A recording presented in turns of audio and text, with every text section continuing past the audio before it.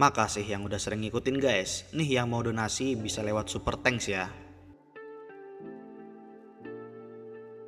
Cerita berlanjut pada episode 34. Sebelum pertempuran, Roland menerima surat yang katanya dari Paus, menjelaskan tentang asal-usul gereja, perang kehendak dewa, federasi, takwila, dan sebagainya. Mereka heran, maksudnya opo? Apakah mereka mau berdamai? Jika seperti itu, masa kota suci mengirimkan pasukan besar-besaran? Dan Sylvie curiga, apakah surat ini benar-benar dari Paus atau cuma plot skenario? Semua pasukan sudah siap siaga, mengambil posisi bertahan dengan sandbags yang berjejer layaknya Perang Dunia II. Maggie dan Lightning memantau pergerakan musuh dari atas. Karena seluruh area medan perang sudah ditandai di episode sebelumnya, dan itu sangat memudahkan tim artileri untuk menembak secara akurat dengan mudah. Misalnya nih, musuh masuk ke area 9, nanti sudah ada manualnya, berapa ketinggian sudutnya, arahnya, dan lain-lain. Setelah siap,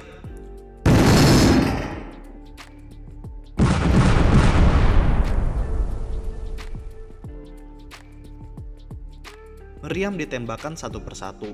Cara seperti itu diulangi terus-menerus layaknya perang modern. Pertahanan menggunakan artileri medan memang seperti ini. Pada awalnya berjalan lancar sampai kedatangan para penyihir murni. Penyihir dengan kekuatan pengendali lebah menyerang Maggie. Dia melawannya.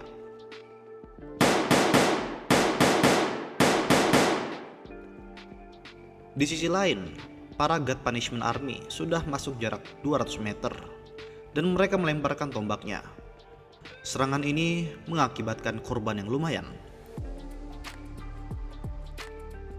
Sementara itu, Roland lagi memantau dari menara, tiba-tiba melihat tanahnya berubah dan keluarlah penyihir murni.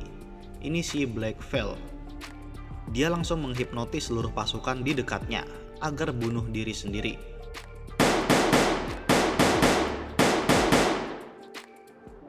Roland shock melihat itu. Sementara itu,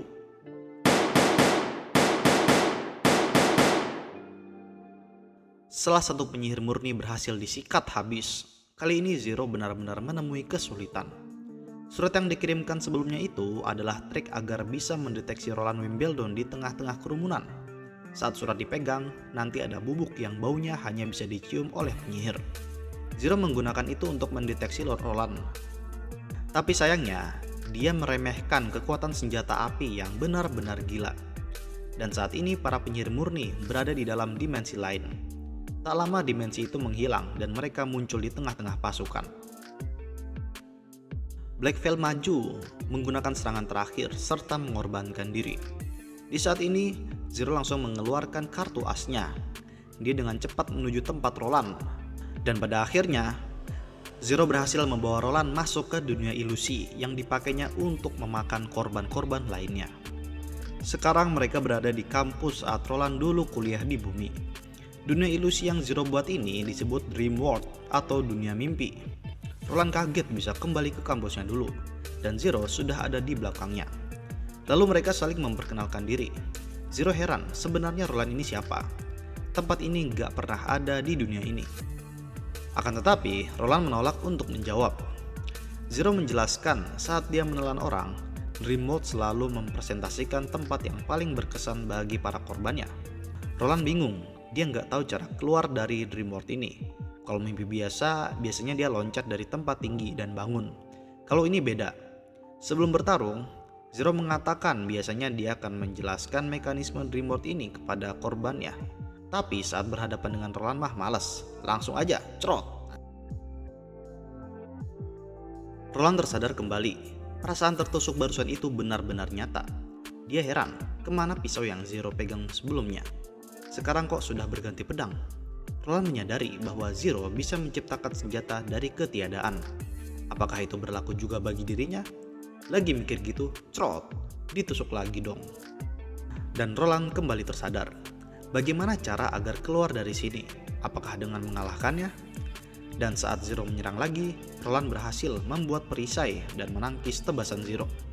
Sampai saat ini, Roland paham cara kerja Dream World. Dia langsung menciptakan submachine gun.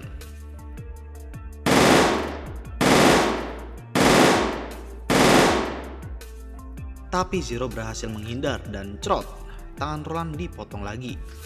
Zero terkejut Roland dapat memahami cara kerja Dream World dengan sangat cepat, dan dia mengagumi senjata api yang barusan diciptakan. Sangat bagus pembuatannya, tapi menurutnya itu tidak mengancam Zero. Zero sudah paham strategi pertempuran Roland sangat bergantung pada operator. Kali ini Zero sangat yakin dia akan menang karena selama ini dia nggak pernah kalah. Mulai dari melawan prajurit, penyihir transcendent, dan lain-lain. Tiba-tiba ada kotak mendekat. Zero penasaran dengan isinya. Hehehe, tidak semudah itu Ferguson. Zero kesal. Harusnya manusia biasa nggak bisa melawan. Roland menjelaskan kalau yang membuat dia bisa melawan bukanlah pemahaman, melainkan strategi Zero yang sangat jelek. Karena Zero selalu memaksa lawannya putus asa, menyerah, dan akhirnya dia memberikan segalanya kepada Zero. Lalu Gundam, bam! Tapi nggak mempan, Zero berhasil menghindar. Crot, Roland kalah lagi. Setelah Roland berulang kali kalah, Zero selalu menegaskan agar Roland menyerah. Roland bingung bagaimana cara mengalahkannya. Apakah menggunakan kurungan, ranjau darat, atau laser? Bisa gawat nih kalau kalah. Mereka sempat bercakap-cakap. Zero menceritakan bagaimana dia bisa memenangkan lebih dari 1000 pertarungan seperti ini. Hanya dewa seperti Zero lah yang bisa melakukannya. Tapi kali ini Roland menolak untuk menyerah. Dia ingin mencobanya lagi. Kali ini Roland yakin bahwa dia akan menang. Saat Zero mengambil ancang-ancang mau menyerang, tiba-tiba kok nggak bisa gerak. Hehehe. Zero bingung kenapa dengan dirinya. Apa yang Roland lakukan? Roland menjelaskan kalau dia menghilangkan gaya gesek di sekitar Zero. Karena seperti yang kita tahu, selama kita bergerak ada gaya gesek udara, dan akibatnya kita bisa bergerak. Lalu Roland menyerang lagi. Bam! Zero dihabisi tanpa ampun. Dia sangat putus asa. Dan pada akhirnya ini adalah akhir bagi Zero, penyihir murni yang sudah hidup lebih dari 2 abad. Sementara itu di dunia nyata, Nightingale termenung di sebelah Roland, berharap akan bangun segera. Lalu dia diberitahu kalau penyihir murni lainnya sudah bangun dan mereka mengunjunginya. Mereka bertiga mengunjungi penyihir itu. Dia adalah Isabella. Mereka bercakap-cakap dengannya dan mendapatkan informasi. Pertama, kekuatannya Isabella itu dapat menghilangkan efek batu hukuman dewa. Jadi siapa saja yang menggunakan itu selama ada Isabella, maka dia bisa membuat Zero merasukinya. Hal ini sama seperti Roland saat ini. Lalu yang kedua adalah kemampuannya Zero. Dia bisa menciptakan medan perang jiwa. Itu yang disebut dengan Dream World. Kedua jiwa bertempur di situ. Yang kalah akan kehilangan segalanya dan yang menang akan mendapatkan segalanya. Mulai dari pengetahuan sampai umur yang panjang. Karena itu Zero sudah berumur lebih dari 2 abad. Dan jika seseorang yang dirasuki tidak berubah menjadi Zero, maka artinya Zero gagal melahapnya. Alasan Roland belum bangun sampai sekarang mungkin karena ingatan Zero sudah terlalu banyak. Bayangkan saja, memproses ingatan lebih dari 1000 orang. Bagaimana rasanya? Lalu yang ketiga adalah tentang gereja. Walaupun Roland sudah membaca surat yang isinya tentang iblis, gereja, penyihir, namun percuma karena Agatha sudah menceritakan segalanya. Sebagai penyihir dari federasi dulu, pasti sudah paham betul. Tapi yang dibingungkan itu adalah sejarah asal-usul gereja. Isabella menjelaskan, dulu saat federasi runtuh, para penyihir terbagi menjadi 2 faksi. Satu penyihir faksi kota Takwila, dan yang lain faksi penyihir kota Starfall. Faksi Takwila memutuskan untuk menjelajahi reruntuhan labirin di pegunungan Impassable. Dan faksi kota Starfall pergi menetap di dataran Hermes yang sekarang menjadi kota suci. Tujuan faksi Starfall itu memburu para penyihir lainnya dengan maksud mengubur masa lalu federasi. Mendengar itu Nightingale emosi, hanya karena tujuan sepele menyebabkan saudari-saudarinya menderita selama ini. Isabella sebenarnya nggak setuju. Yang dia mau hanyalah menghabisi iblis yang merupakan tujuan awal federasi. Lalu informasi keempat, ada ruangan rahasia di gereja yang dilarang bagi semua orang kecuali paus itu sendiri. Dan di situ dia bisa bertemu dewa. Selesai interogasi, Nightingale benar-benar kesal karena belum menemukan cara untuk membangunkan Roland. Dia mau membunuh si Isabella, tapi gak ada yang berubah. Roland masih tetap tertidur. Ditambah Isabella itu masih berguna, jadi jangan dibunuh. Roland terbangun. Dia langsung mengeluarkan pistol tapi gak bisa. Dia heran di mana dia sekarang, bukan di Neverwinter. Pas keluar, dia melihat banyak barang-barang elektronik di ruangannya. Ada kipas angin, TV, majalah, dan lain-lain. Dia mencoba mengecek keluar dan ternyata dia merasa telah kembali ke dunianya dulu. Lalu terciduk sama tetangganya. Katanya, masa udah tua gak kerja? Roland malu dong, masuk lagi dia. Roland tambah heran dengan keadaan ini. Apakah ini bentuk lain dari medan pertempuran jiwa? Bagaimana caranya keluar? Dia mencoba untuk melompat dari ketinggian. Mungkin aja bakal bangun ya kan? Pas mau lompat, tiba-tiba ada bocah yang memanggilnya paman. Roland kaget, ternyata itu adalah Zero, tapi jadi loli guys. Roland yang kaget malah jatuh. Dan dia terbangun di atas kasurnya di Neverwinter. Anna yang dari tadi di situ sangat senang dan terharu. Akhirnya bangun juga nih. Roland diberitahu ternyata dia tertidur hampir selama 2 bulan. Selama dia tidur, ada penyihir dari asosiasi Bloodfang yang membantunya makan. Dia menanamkan benih simbiosis dan penyihir itu harus makan yang lebih banyak. Ini kayak infus aja lah. Roland heran dengan mimpi yang barusan dia alami.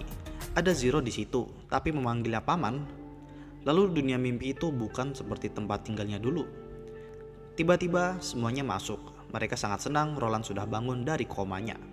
Dan setelah diperiksa, tidak ada reaksi sihir. Rupanya Roland tidak menjadi penyihir akibat melahap Zero. Walaupun ada lebih dari 200 tahun ingatannya Zero masuk ke tubuhnya Roland, tapi Roland tidak merasa berbeda sama sekali. Semuanya baik-baik saja. Lalu akan disebarkan pemberitahuan ke seluruh kota bahwa Roland sudah bangun dan adakan pesta malam ini.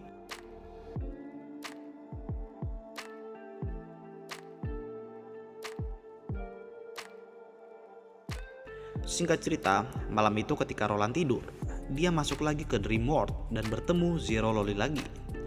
Awalnya Roland curiga dengan Zero dan ingin membunuhnya, tapi ternyata Zero yang di sini tidak seperti Zero yang sebelumnya. Dia hanyalah anak kecil polos yang tinggal bersama pamannya. Masa dibunuh, ya kan imut gitu padahal. Hari ini Zero mau pergi ke sekolah dan dia minta uang belanjaan untuk makan malam nanti kepada pamannya. Setelah Zero pergi, Roland mengecek sekitar apartemen. Dia merasa mimpi ini terlalu absurd. Tiba-tiba dia melihat kakaknya, Gracia Wimbledon. Anehnya, Gracia ini tidak mengenal adiknya sama sekali. Saat Roland menebak namanya, dan memang benar Gracia, dia curiga Roland ini penguntit. Lalu Roland melihat nomor kamar. Angkanya 0827, 0826, seterusnya. Dia juga heran, panjang banget koridornya. Sebenarnya ada berapa penduduk di apartemen ini? Dia teringat dengan perkataan Zero dan menyimpulkan mungkin orang yang tinggal di apartemen ini sebanyak orang yang Zero telan. Singkat cerita, Roland terbangun lagi di Neverwinter. Setelah melalui berulang kali, dia menyimpulkan cara kerja Dream World itu. Pertama, waktu di Dream World dan di Real World berbeda. Waktu di Dream World lebih lama. Misalnya di sana sudah berjalan 8 jam, tapi di Real World baru 4 jam. Kedua, aktivitas otak. Ketika tidur di Real World, maka otomatis akan masuk ke Dream World. Niat awalnya tidur karena mimpi yang terasa sangat nyata, maka tidak akan terasa seperti tidur. Ketiga itu Dream World sendiri. Apakah dunia itu memiliki batasan atau tidak? Dan informasi apa sajakah yang terkandung di dalamnya? Kesampingan itu, sekarang harus fokus dalam perencanaan melawan iblis. Para petinggi mengadakan rapat. Karena musuh bersama sudah hilang, yaitu gereja. Agenda sekarang yaitu mengajak kerajaan lainnya, yaitu kerajaan Wolfer dan Everwinter. Ini adalah proyek besar. Setelah berita gereja dikalahkan tersebar, maka para bangsawan yang sudah dikalahkan gereja akan berpaling darinya. Apapun caranya bisa dilakukan dan juga pelabuhan Neverwinter akan dibuka bulan depan. Selain itu, Roland secara resmi mengangkat Edith sebagai ajudannya Barov di balai kota. Lalu untuk sektor pendidikan, guru tingkat menengah tidak berhasil diterapkan, hanya Verlin yang lulus kualifikasi. Maka dari itu Roland memutuskan nanti akan diangkat dari siswa. Agar mereka semangat terus untuk belajar, maka diadakan program beasiswa. Nantinya siswa yang berprestasi akan dibiayai sekolah setinggi-tingginya. Siswa-siswa yang berprestasi akan dilatih dan dipilih sebagai guru tingkat menengah. Selain menjadi guru, mereka juga bisa terjun ke sektor industri, peneliti, dan administrator. Setelah rapat di kantor Roland, Kyle diangkat menjadi menteri kimia. Awalnya dia menolaknya karena dia lebih suka meneliti. Roland yang tahu kelemahannya langsung menyogoknya dengan tabel periodik unsur yang lebih lengkap dibandingkan sebelumnya sebagai syarat mau jadi menteri kimia. Dan jika kerjanya semakin bagus, nanti akan dikasih buku kimia edisi menengah. Berpindah ke penjaranya Isabella. Ini penjaranya kayak penjara pejabat di Konoha ya guys, nyaman. Isabella merasa dirinya sudah tidak berharga lagi jika hidup. Mungkin dengan menulis akan lebih cepat mati. Tak lama Roland datang. Mereka berbicara. Pertama, Roland heran. Dia tidak mendapat ingatan apapun setelah melahap Zero. Isabella pun juga heran dengan itu. Kedua, orang-orang yang dilahap Zero itu benar-benar hilang, tidak tahu kemana. Ketiga, jenis ingatan orang-orang yang Zero serap ada dua jenis. Ada yang masih memiliki kesadaran tersisa dan terkadang mempengaruhi mentalnya Zero. Dan yang lain benar-benar bisa dikendalikan oleh Zero. Dia bisa bebas melihat ingatan itu kapanpun. Dan keempat, mengenai keputusan Isabella. Karena kemampuannya yang tidak memungkinkannya untuk membunuh secara langsung, dan status Isabella ini adalah kaki tangan, maka Roland mengampuninya. Tapi tetap harus mendedikasikan hidupnya untuk menebus dosa-dosanya. Dan penyihir murni lainnya juga sama, mereka tidak dihukum mati. Para mantan penyihir murni ini harus mengubah sikapnya dan membantu Roland dalam mengalahkan iblis. Lalu seperginya Roland, Isabella merasa dirinya sudah terbebaskan dari dosa-dosanya selama ini. Cerita bersambung.